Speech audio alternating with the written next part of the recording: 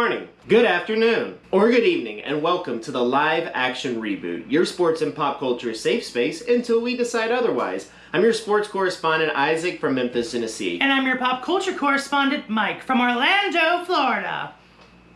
What? Nothing. Well, it's that time of year again. And we couldn't be more excited. That's right, it's mid-September. Which means we're entering the final quarter of the year. And we all know what that means. It's a football season! Thank God the Emmys are back, but no thanks to Messiah for wasting our time. As the television award show approaches, we want to take some time to look at the popular nominees and talk about what made them a hit. I'd like to shout out my favorite, Schitt's Creek, whose cast I can only assume is rubbing Eugene Levy's eyebrows like little lucky rabbit's feet. And we have to talk about Isaac's favorite, Steve Carell, who went home empty-handed every year he was on The Office, and now returns with the morning show to make sure it stays that way. We now go to lifelong Steve Carell and Office fan Isaac for his reaction. Thanks, Isaac. It's now time for our short show review segment. It's like our mini movie review segment, except about television, but just as mean. Take it away, Isaac. First up is Succession. Now you should definitely watch this show if you feel you've been left out on some family drama or if your parents haven't traumatized you yet. Next is The Mandalorian. It only took 3 trilogies, 2 spin-off movies, countless animated series, a theme park, and cutting ties with George Lucas for Star Wars to finally get it right. Moving on to The Crown. If you need another dull British family to watch and you want to get attached to Princess Diana all over again. Shout out to one of my all-time faves, RuPaul Drag Race. A competitive reality show for drag queens who are as close as family, until people start losing and RuPaul forgets all of their names.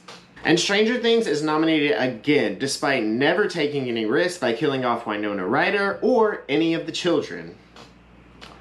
Kylie, where's the fat one? Last and least is The Big Bang Theory. Now we know it's not on the air anymore, but we wanted to pay our respects to Emmy voters who finally get to choose from shows that are funny.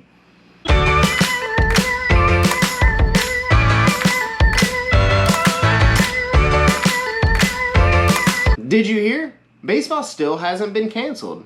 I know it's not fair to compare it to other sports when basketball and football are doing a better job entertaining us, but I wanted to give a quick summary of the division leaders. Starting with the American League Central, the team in front is the off-brand Chicago team that once gave Michael Jordan a tryout.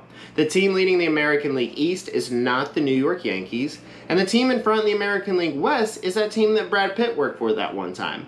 Of course, the winningest team in the National League Central is the Chicago Cubs, until tradition decides otherwise. And in the National League East, it's the Atlanta Braves, until they get to the playoffs. And in the National League West, it's the Los Angeles Dodgers, until they get to the World Series. Wow, I do not know much about baseball, but I do know that Atlanta is still attached to 90s baseball. That's very true. Well, that's going to do it for us at the Live Action Reboot. Mike, do you have a final trivia question? Sure. After coming under public scrutiny, what benefits did Ellen DeGeneres and her production team recently give to her employees after denying it to them for years? Yikes. They get discounts to the Universal Studio gift shop. No. They get complimentary studio tours with their families now. Not even close. Please tell me they at least get 2 tickets to Halloween Horror Nights. No. They're finally protected from sexual harassment and get paid time off for family emergencies and doctor's visits. Wait, are you serious? That's going to do it for us here at the Live Action Reboot. Thanks for tuning in. Wait, hold on.